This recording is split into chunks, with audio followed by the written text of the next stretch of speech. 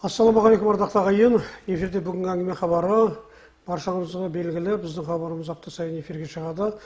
Апта сайын бізге түрлі қоғамдағы түрлі салада қызмет істейтін азаматтарды студияға шақырылып пікірлесеміз, сұхбат аламыз. Бүгін де сол дәстүрді бұзбай студиямызға арнайы қонақ шақырып отырмыз. Ендеше таныс болыңыздар.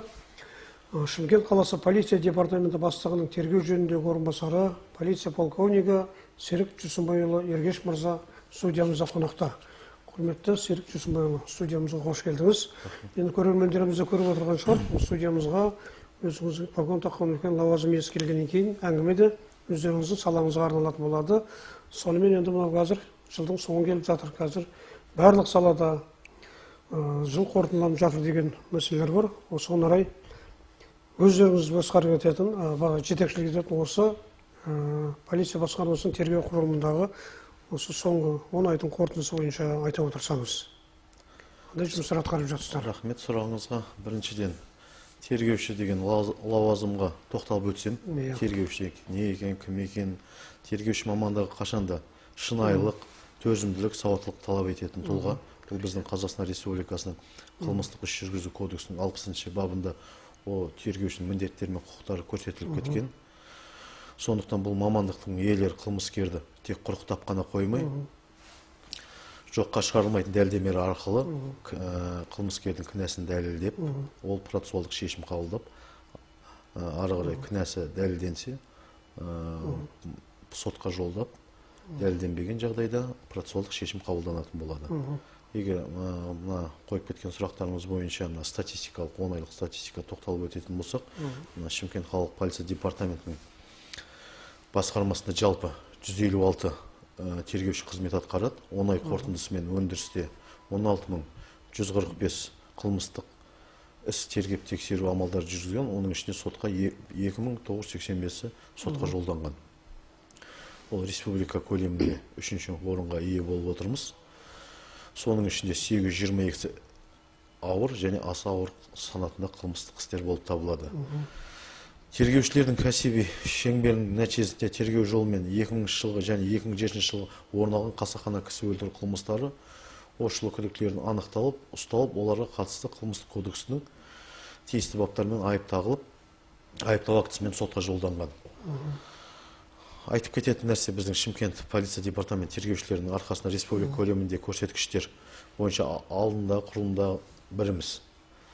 90 сайын жоғары көрсеткіштерге қол жеткізген тергеушілер біздің полиция департаментінің бастығының құқығымен немесе де ішкі істер министрінің құқығымен марапатталады.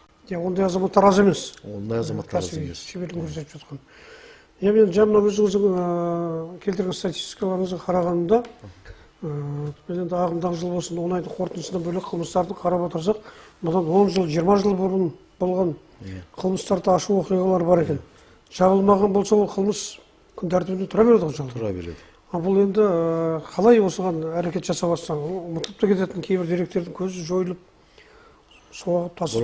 Бұрын болған қылмыстар процессуалдық шешім бойынша ол тоқтап тұрған жағдаймен жедел іздестіру шаралары әрдайым жүргізіліп, менің алдында полиция департаментінің бастығының алдында қаралып, әрдайым жұмыс істеліп тұрады. Түсінікті екен. Ал енді бүгінгі таңда мысалы көп жағдайда осы мамандар жетіспей жатады деген әңгіме көп жерде айтылады. Жетісе де олардың кәсіби біліктілігі кейде төмен болып жатады дегендер де бір әңгімелер бар. Сіздер бұл мәселе қалай шешілген? Мамандар жеткілікті ме өздеріңізде? Бізде мамандар жеткілікті. Тергеушілерді айтамыз. Тергеушілер, бізде өзіміздің арнайы мектептер бар, тергеушілерді оқытатын. Сол арнайы мектепті оқу бітіріп келген студенттер, және біздің оқу орнында заң факультетін бітірген студенттермен қарым-қатынас жасап, оларды конкурс арқылы өткізіп жұмысқа, оларға ұстаз тәлімгер дейді ғой, тәлімгер тағайындап, олардың жұмысын әрдайым бақылауда болады. Әрбір істеген іс әрекетін, қылмыстық процессуалдық әрекеттерін өзінің тәлімгері бақылап отырады. Жөнекен, осы біршама жылдар бұрын осы біздің елбасымыздың бір жолдауында үлкен жиындарды айтып қалғаны бар. Енді полицияның оқуы жоғары білім алу үшін 4 жыл 5 жыл оқытылады. сол кездерде айтылған әңгіме бар еді, шетелдердегідей біздерде 4 жыл 5 жыл оқу өте көп. Осы полицияның өзін 6 ай, жарты жыл, 1 жыл меңгеріп шығаруға болады деген бір мәселелер айтылды. Осыны біз іс жүзінде жасап көруімізге бола ма? Жоқ, аздық ете ме ол? Аздық етеді деп ойлаймын. Тергеу саласына аздық етеді. Әсіресе тергеу саласына. Тергеу саласына аздық етеді, себебі ол азаматтардың конституциялық құқығын қорғап, тергеушінің бірінші міндеті Қазақстан Республикасының азаматтың конституциялық құқығын бұзбау. Түсінікті. Тергеушінің жұмысы әрине оңай емес. Бұл жерде жылы жүрек керек сіздерге білсем. Ол енді алдыңызға келген дәл бұлтармас айғақтар болса енді әрине бар. Кейбір жағдайларда өмір болсын әртүрлі жағдай болады. Жаламен кететін бар. Цифрлардан басқа да құжаттардан қате кетіп, жаңағы істі болып келетін кісілер бар. Солар сондай жағдайлар осы сіздер тәжірибеңізде кездесе ме? Қағаз бойынша қиын болып тұр. Шындығында адами тұрғыдан кезде қылмыста бұл қиындықтар бұл істемеген сияқты көрініп тұрған жағдайлар болып, жұмыс тәртібін жүргізу ерекшеліктері қалай болды оқиға? Айтып кетейін, қылмыстық іс жүргізу кезінде адамның толық дәлелі жеткілікті болған жағдайда ғана қылмыстық істі процессуалдық шешім қабылдап сотқа жолдаймыз. Ары қарай оны сот шешеді дейсіз ғой, иә? Иә, түсінікті. Енді баршамызға белгілі, өткен жылдан бастап Түркістан облысы құрылды, Шымкент үлкен мегаполис болып қалды. Бірақ енді екі үлкен облыс қала болып бөлінгенімен, мынау тіршілік, қылмыспен күресу, өздері жұмыс жүргізу, қоғамдағы адамдар сол кезде қалды. Ол екі облыс болғанымен қылмыстың түрі азайып болмаса, кейбір қылмыстар түбегейлі жойылып кетті дейтін нәрсе жоқ. Осы екі бөлініскеннен кейінгі сіздердің шаруаларыңызға адам жетіспеушілігі болмаса, басқа да бір қиындықтар, өзгерістер болған жоқ па? Қиындықтар, өзгерістер болған жоқ. Сол жұмыс, сол қала төңірегінде 4 полиция ауданы бар. Өзіміздің әр полиция ауданында тергеушілер, анықтаушылар жұмыс атқарады. Және біздің полиция департаментінің өзінде тергеу басқармасы бар. Білікті тергеушілерден жиналған. Сол жұмысты атқарып, тергеу жүргізіп жатыр. Жұмыс бар дейсіз. Енді қылмыстың әрине жақсы жоқ, оңай жеңілдеп енді заң бойынша бөлінген болмаса ауыр және жеңіл дегендей. Ол қылмыс қай қоғамда да болсын болады. Бірақ деген біздің осы Шымкент қаласында негізінен қандай қылмыстар жиі орын алатын? Біздің Шымкент қаласында ең жиі көп алатын қылмыстарды ол айтып кетсем, ол алаяқтық қылмыстар мен ұрлық қылмыстар болып табылады. 10 айдың қорытындысы бойынша бізде 6750 ұрлық қылмысы тіркелген. Оның 1828 ашылып, процессуалдық шешім қабылданған. Ал алаяқтық қылмыстарға тоқталып өтсем, 2187 іс тіркелсе, 1037-сі ашылып, процесстік шешім қабылданған. Бұл жерде алаяқтық қылмыстарына тоқтап өтсем, интернет, пәтер несие алып беру, жұмысқа тұрғызып берем, және қоңырау соғу үшін ұялы телефоннан алаяқтық жолдан иемдену жиі кездеседі. Соны халыққа айтып кететінім, кейбір осы жәбірленуші болып табылатын көбінесе қарт адамдар, әйел адамдар, жасөспірімдер, студенттер болып табылады. Себебі ол кісілер және құқықтық сауатсыздық дейді ғой енді сәл. Кейбір кезде несие алам деп құжаттар жетіспей, алаяқ қылмыскерлер сол құжаттарын түгендеп берем деп, немесе үй алып берем деп, интернет арқылы қоңырау шалып, полиция қызметкері болып таныстыратын қылмыскерлер де болады. Сіздің туған туысқаныңыз, немесе балаңыз есірткі затымен ұсталып қалды, осындай счетқа немесе телефонға ақша аударыңыз, балаңызды босатам деп, сондай жиі кездеседі алаяқ қылмыстар. Енді осындай мәселенің алдын алу үшін сіздердің тараптарыңыздан нақты жұмыстар, түсіндіру жұмыстары, профилактикалық жұмыстар жиі жүргізіліп жатады. Бұл тек қана тергеушілер емес, учаскелік инспекторлар, жедел уәкілдер, құрылымдағы қызметкерлердің бәрі осы қылмыстарды болдыртпау мақсатында профилактикалық жұмыстар әрдайым жүргізіліп тұрады. Түсінікті екен. Енді осы жалпы тергеуші деген өте қастерлі мамандық. Бұл енді жаңағыдай өте психолог та болу керек, заңды жақсы жетіп білгенмен қатар. Дегенмен осы тергеушілер жалпы қандай талаптарды өзінше бойында ұстану керек деп ойлайсыз өзіңіз? Мен ойлаймын, негізгі тергеуші үш талапты ұстану керек. Негізгі бастапқы. Ол біріншіден заң нормаларын ұстану, өзінің тактикасы, қылмыстың ізін суытпай, қылмысты ашу және процессуалдық шешім қабылдау. Екіншіден ол этика, әдептілік қағидасы дейді. Үшіншіден негізгі қағида азаматтардың құқықтары мен бостандықтарын сақтау, конституциялық құқықтарын. Осы үш негізі, үш талапты сақтану керек деп ойлаймын тергеуші. Өздеріңіздің талаптарыңыз енді жастарға осында жастарға үйретіп отырасыздар. айтып түсіндіріп. Бұл жерде сабақтар өтіледі. Болады ғой. Жалпы осы тергеуші мамандықтар өздеріңіз жоғарғы заң орындарында дедіңіз. Біздің Шымкентте де бар ғой тергеушілер дайындайтын. Негізінен сіздерге қай жақтан дайындалып келіп жатыр? Біздің жергілікті азаматтардан сырттан келетін мамандар бар ма? Бізде мына өзіміздің Оңтүстік Қазақстан мемлекеттік университеті Мұхтар Әуезов атындағы заң факультеті бар. Тағы Қарағанды, біздің арнайы мектеп бар. Алматы арнайы мектебі бар.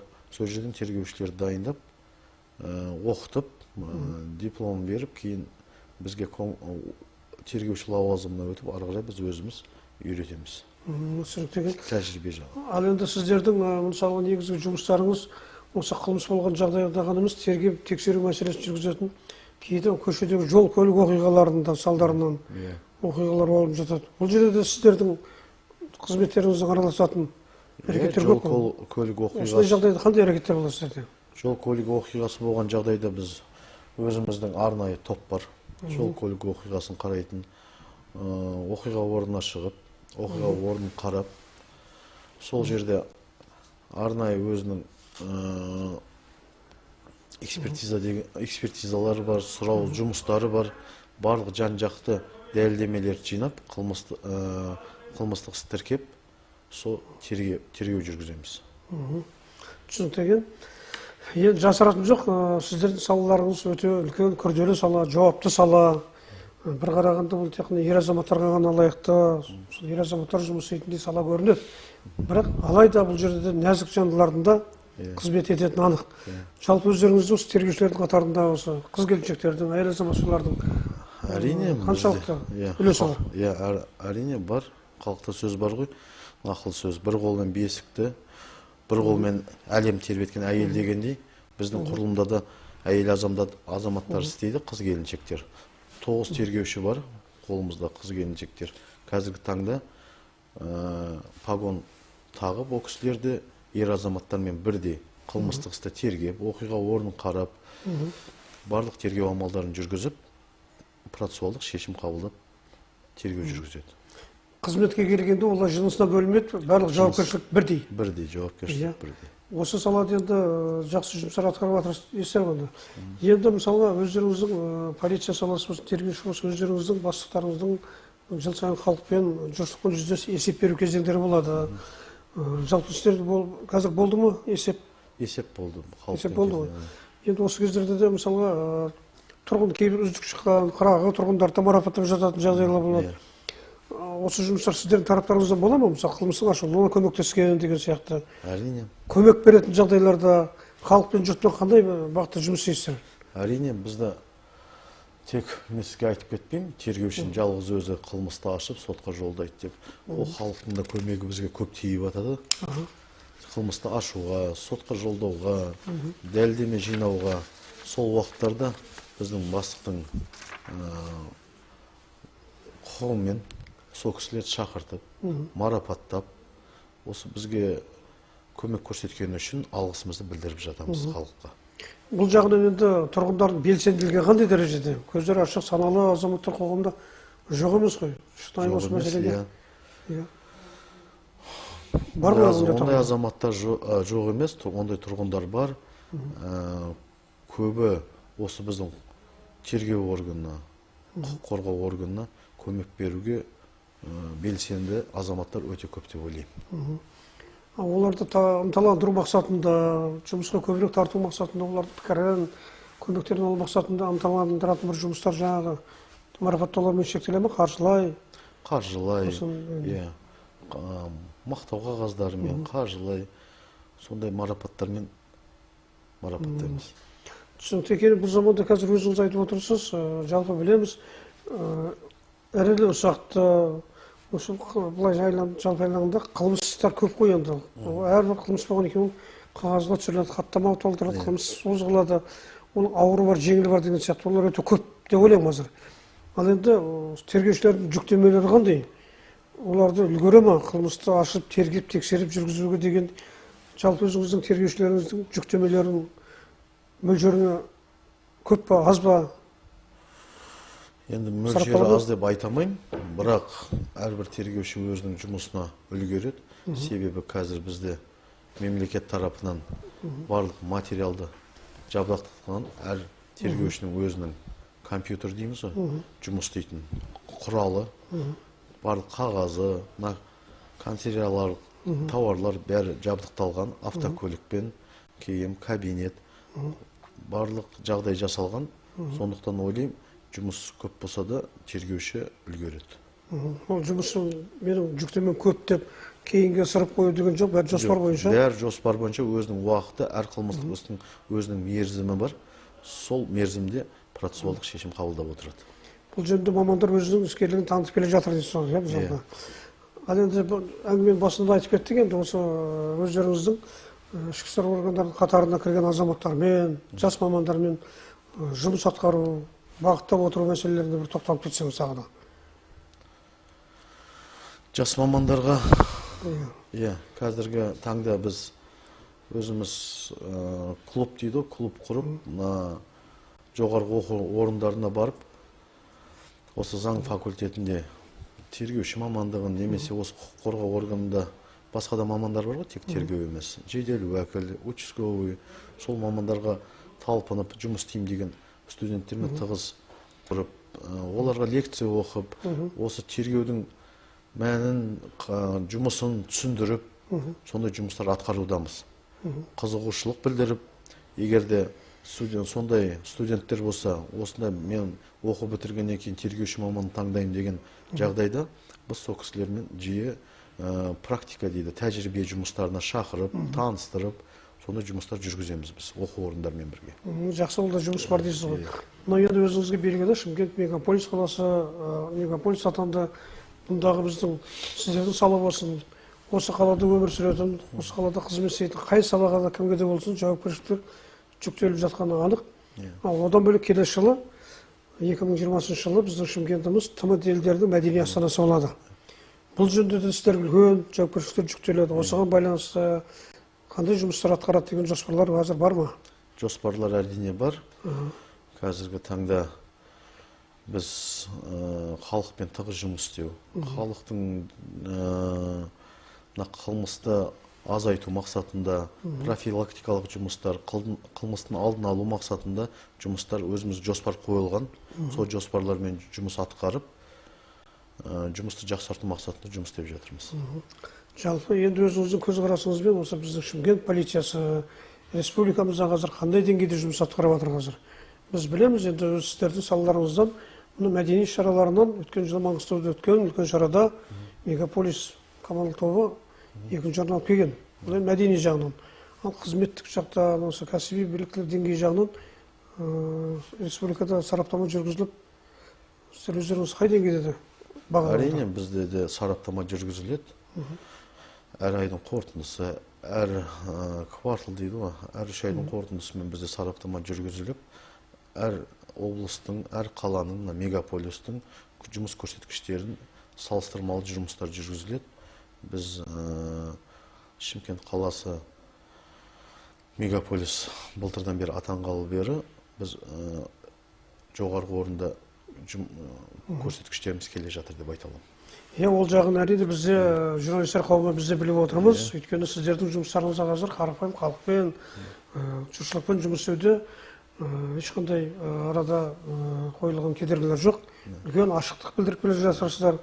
Оның бірден бір қазір белгісі соңғы уақыттарда біздің халықпен, бүгінгі өзіңіз сияқты елмен жұртпен біздің эфирлерімізге жиірек шығып, халықпен етене араласып жатқандықтарыңыз бұл да үлкен жаңашылықты білдіреді. Әрдайым алдағы уақыттарда халыққа жақын болғандарыңыз үшін Лайым солай бола берсін деген ниетпен біз бүгін хабарымызды аяқтасақ дейміз. Бірақ хабар соңында мына бүгінгі эфирді пайдалана отырып, өзіңіздің елге жұртқа айтам дейтін бір екі ауыз лебізіңіз болса. Сізге де рахмет. Біз мына тергеу жұмыстарын айтып кетіп отырмын ғой. Кемшіліксіз жұмыс болмайды. Кемшіліктер бар. Ол кемшіліктерге біз сол кемшіліктерді жою мақсатында жас мамандарды үйрету мақсатында жұмыстар атқарылып жатыр. Біріншіден біздің президентіміз айтқан халықпен тығыз болу керек. Қазіргі таңда халықпен тығыз болу мақсатында, халықтың жан дауысын есту мақсатында, олардың проблемаларын есту мақсатында ол жағынан да жұмыс атқарылып жатыр. Сол сияқты мен халыққа айтып кететінім, біздің тұрғындарға, Шымкент қаласының тұрғындарына, біздің полиция департаментінің есігі ашық. Әрдайым кімнің қандай да жағдайы болатын болса, біз халыққа көмектесуге әрдайым дайынбыз. Жақсы. Біз де бүгін қосыламыз. Лайым солай болсын. Жұмыс деген негізі солай болу керек. Әрдайым ашықтық жақсы. Құрметті Серік Жүсімбайұлы, бүгін біздің шақыртуымызды қабыл алып, студиямызға келіп, өздеріңіздің жұмыстарыңыздың бірсыпыра жай-жапсарын айтып, халық алдында сұхбат бергеніңізге сізге алғыс айтамыз. Алдағы жұмыстарыңызға табыстар тілейміз. Құрметті көрермендер, хабар соңында бүгін студия қонағын тағы бір таныстыра кетсем, Шымкент қаласы полиция департаменті бастығының тергеу жөніндегі орынбасары, полиция полковнигі Серік Жүсімбайұлы Ергеш мырза болатын. Хабарымыз осымен аяқталды. Эфирде келесі кездескенше аман сау болыңыздар.